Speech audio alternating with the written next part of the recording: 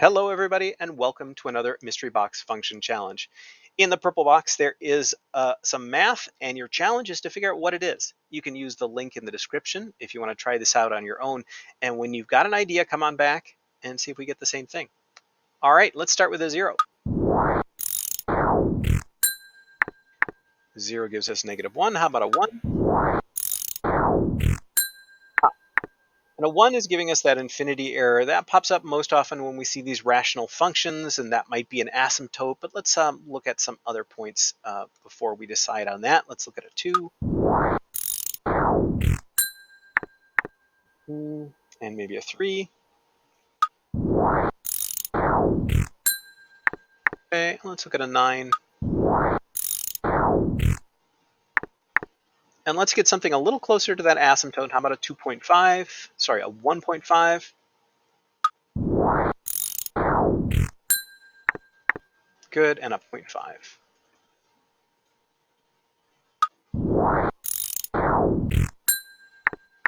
Yeah.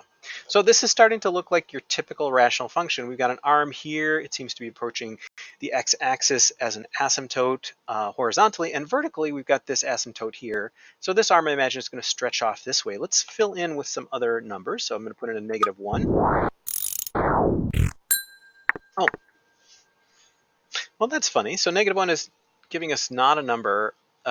If we'd gotten another infinity error, I would have suggested that maybe we've got a quadratic on the bottom and there are two asymptotes.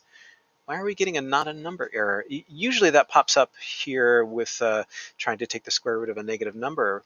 I don't know if that's going on here. I guess let's just keep going. How about a -2?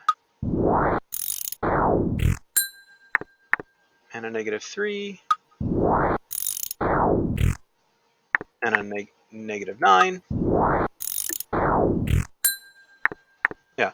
So looks like your typical couple of arms. So I'm going to draw in the asymptote here. So at -1, you've got this vertical asymptote. And then you've got an arm over here and an arm over here. So, the easiest way to think about this is it's probably going to be something like 1 over x minus 1. And let's see, does that actually work? Yeah, so 0 would be -1. At 2, it would be 1. At 3, 1 over 3 minus 1. That's 1 over 2. That's 0.5. That's looking pretty good. The only thing that bugs me is this. So I think we'd better do some investigating around that point. Let's do -0.5. So -0.5 and -1.5. Well, that is certainly not behaving like -1 is an asymptote. It looks like a very smooth curve there. Oh, so there could be one other possibility here. Sometimes in rational functions, you get what's called a removable discontinuity. So we could actually, instead of having an asymptote here, we could have a hole in the graph where there's one value that makes the function not okay there. If that's the case, then it's not 1 over x minus 1. It's actually something that might simplify to that. And let's see. So since our suspicious points here are 1 and -1, what if we started by thinking about the bottom as x squared minus 1? That way, if you put in a 1 for x, you're going to get 0. If you put in a -1 for x, you're going to get 0 on the bottom of the fraction, and that's going to blow it up, make it not defined or infinity for those 2 points. So that would fit with what's going on here. Oh, and this is a difference of squares. So x squared minus 1 simplifies to x plus 1 times x minus 1. And if you don't believe me, go ahead and do the foiling. Those middle terms will disappear and you'll get x squared minus 1. Oh, so what if this started out as x plus 1 on the top and x squared minus 1 on the bottom? And then basically, when you factor the bottom, you get x plus 1 times x minus 1.